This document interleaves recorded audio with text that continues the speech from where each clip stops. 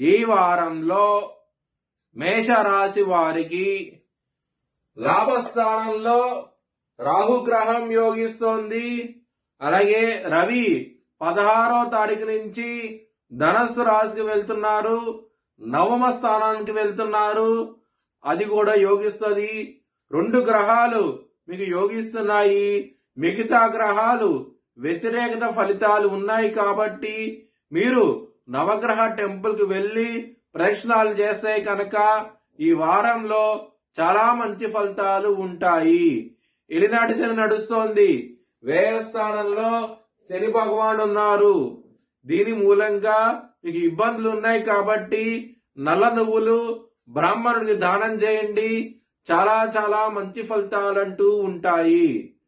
ఈ వారంలో మంచి రోజు వచ్చేసి సోమవారం రోజు